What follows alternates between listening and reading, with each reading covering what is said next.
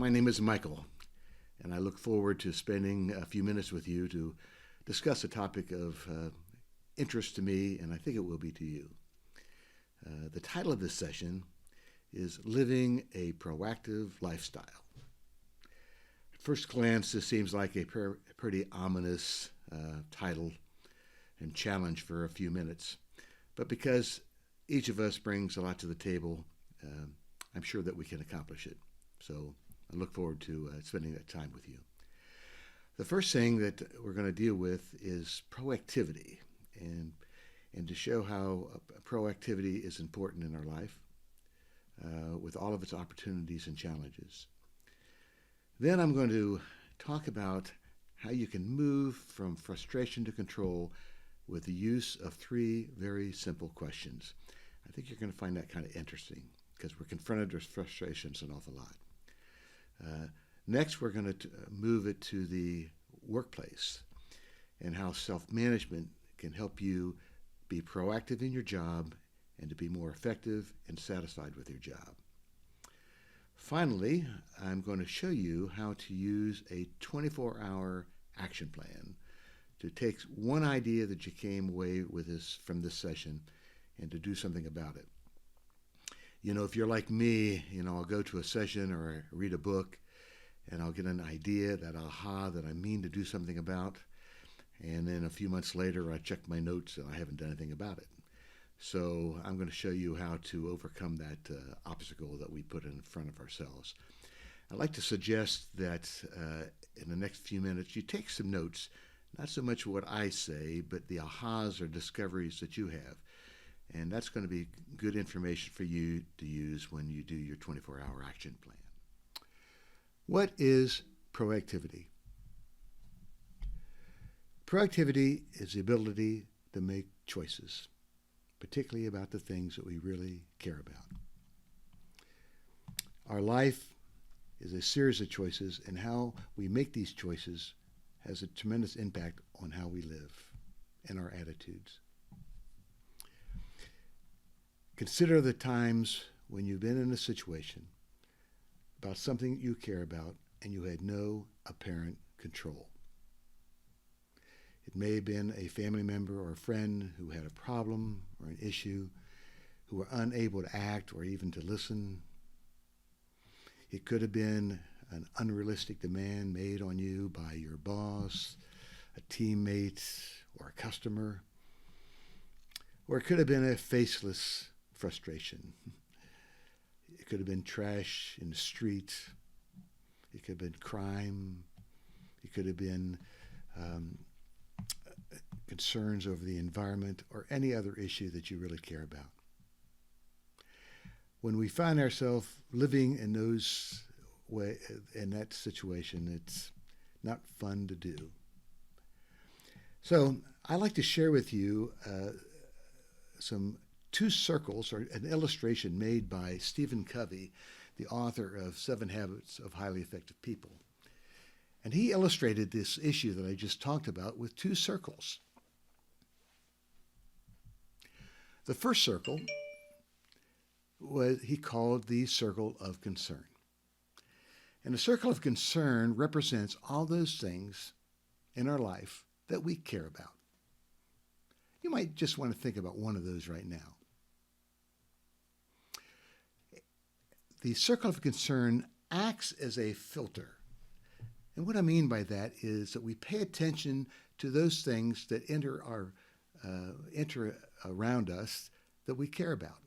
It may be in a talk you hear or an article in the news, or it may just be an experience you have that brings to light something you care about.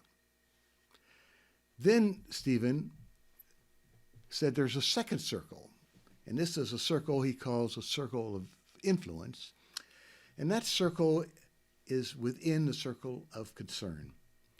And the circle of influence are all the things that you can do that you care about. So when you live your life and you're living in that circle of influence a lot, it's a great feeling. It's a sense of control that you're doing the things that you want to be doing and need to be doing in your life that supports your values and your cares. That's a good feeling. However, there are times, represented by these X's, when we are experiencing events that are in our circle of concern, but outside of our circle of influence. That's a terrible feeling. We care about something and we have no apparent way to deal with it. And if we have a lot of these in the daytime, it's one of those bad days that we have. So a friend of mine, a good friend of mine, who lived her life very proactively, she taught me 3 questions on how to move from those X's inside the circle of influence. Now, she never ever gave me the questions, but I watched her and I learned the questions just by watching her. So let's look at these 3 questions. First question: when we're in that situation, the question is, what do I care about? Now, that doesn't change the situation, but it changes and transforms our attitude towards that. So now, instead of focusing on an external event that we can't control, we're now focusing on an internal value that we do control. And that sets us up for the next question. So the next question is, of all the what can I do? It's not what would I like to do, nor is it what would I like somebody else to do, but what can I do? And I have found that I can always answer these questions. A small can is much better than a big can't. That automatically now puts us into our circle of influence. Now we have an opportunity to act. Which brings us to the third question. Third question is, of all the things I can do, what will I do? This turns the potential energy of a can-do into a kinetic energy of will-do. It's a great feeling. And when we live our lives like that, when we respond to the apparent uncontrollable things with these 3 questions, we find ourselves living in our circle of influence much more. And it's a great feeling. So I'm going to talk about now the impact of this feeling on yourself and others. Our life is a series of moments, some of which come in a form of frustrations. As we use these 3 questions, we find that we're able to take positive actions forward. That's a good feeling. And as we do it on a regular basis, they begin to become habitual. And we're able to act proactively without even consciously thinking about the 3 questions. I have also found that when we live this way, these actions also act as a magnet. And what I mean by that is they will draw to us people who share our values and are willing to share their influence.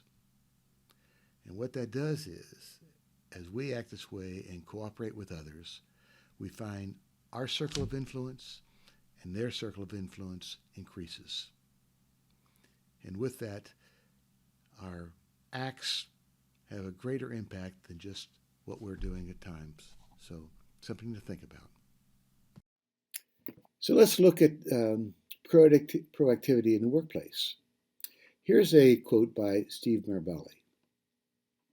Incredible change happens in your life when you decide to take control of what you have power over instead of craving control over what you don't. Work can be and should be a joy, even with all of its frustrations at times. Work is a joy when it brings out the best of us and where we can exercise a high degree of control in the service of a larger purpose. So let's look at self-management. Self-management is the ability and the will to act in the best interest of the organization in such a way that intrinsic motivation replaces the need for any external consequences imposed to reward or punish performance. It's based on the belief that people can choose service over self-interest in the service of a larger purpose. Here are some of the core principles of self-management. The first one is I work for the customer. So I need to identify the internal customers that I serve that create value for the external customers. Next, I manage my own performance. When I manage my own performance, I'm setting goals, I'm reviewing progress on these goals, and I'm making recommendations for improvements all the time. Next, my boss and I are partners in performance. I have found when people self-manage, the relationship with their boss fundamentally changes or improves. It becomes much more collegial. This is a benefit to both people, obviously. Next, I am loyal to the truth. When I'm loyal to the truth, I make clear commitments, I take the initiative to review progress, and I own the consequences of my actions. And finally, I am a lifelong learner. When I'm a lifelong learner, it's great that I get opportunities for learning from my organization, but fundamentally, I need to take control of my own development. Now for the 24-hour action plan. You should have a piece of paper and a pencil for this one. What I want you to do is respond to the following. During this session, I discovered that I, ... Any aha that jumped out at you, just write it down, no matter what it is. Got it? Now what I want you to do is to look at that discovery statement and write the following.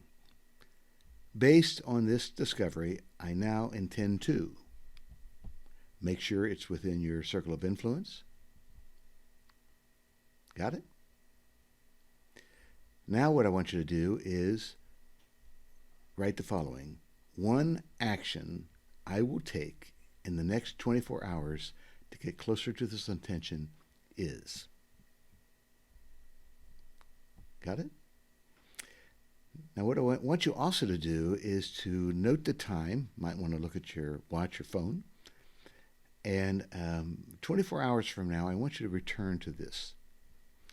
Now why that's important is that when you look at your action and your progress, and hopefully you've accomplished it, but even if you fell a little short, you're going to end up with another discovery, and that just continues the process. I learned this discovery, intention, action cycle from a good friend of mine, Meg Freeling, and I have found it's been very helpful just to get things rolling, because sometimes it's just hard to take the first step. And I found the 24-hour action plan part of it is, sometimes it's called the Swiss cheese method. It just gets you going. And just movement has a magic thing to it. It just keeps you moving. So try it. You know, in my work and in my consulting practice, I have found that there are 5 tools, a number of tools that we can use to implement these concepts. And they're very specific. I have these all in my book, but I'm also going to have a workshop in June in which we will delve a little bit more deeper into each of these tools and how you can use them for your benefit. Take a look at it right now. So I'm going to be facilitating a live virtual workshop on self-management in June. And it's going to be held in 3 one-hour sessions. And the first session, which will be on June 9th, it's called Living a Proactive Lifestyle, both personally and at work. And in this session, I'm going to extend our discussions on proactivity that we had today, but also give a number of examples and an opportunity for Q&A, how it might apply to you. I'm also going to present some ideas on achieving self-mastery of our time, a critical resource. Then I'm also going to show you the tools of self-management and overview of those tools that's going to help you build healthy work relationships and help you create the job that brings out the best in you. The next week, on the 16th, the name of the workshop or the session is Creating a Performance Agreement. In this workshop session, you're going to learn how to assess your strengths, your talents, and your passions that bring meaning to your work. Then I'm going to show you also how to interview your key work relationships, your internal customers, determine how you can bring value to their work and meet their expectations. And then I'm going to show you the steps, how you can take the information you learned from the first two things to build and create a performance agreement for yourself. The third workshop on the 23rd of June, the name of that workshop is Communicating Proactively with Your Boss and actually others. I'm going to show you a method to use to be proactive in your communication with your boss. And what I found is the boss really likes this because you demonstrate self-management and you're taking the lead in this communication. I would love to have you there. I think it's going to be a good workshop, and I'm really looking forward to meeting you personally, even though it's virtual, over those 3 weeks. So what you're going to get out of this, it's going to be very highly interactive. You're going to receive a really nice packet of information, not only for the workshop, but exercises, and things you can do after the workshop to apply. You're also going to receive a digital copy of my book, Own Your Job, 5 Tools for Self-Management in the Workplace, that's for you to use continually, and hopefully you'll find good use out of that. Finally, I'd really like to express my appreciation in this partnership with Ashland University. I worked with Ashland University as a faculty member in the College of Business and Economics. Ashland University says its primary purpose is the accent on the individual. And what I've learned is it's much more than a slogan. The accent on the individual has been demonstrated to me many times by my fellow faculty members and the wonderful students that I've had an opportunity to work with. So take a look at the brochure and the information, and I'd love to have you in that workshop and meet you personally. So have a great day and stay safe. Thank you.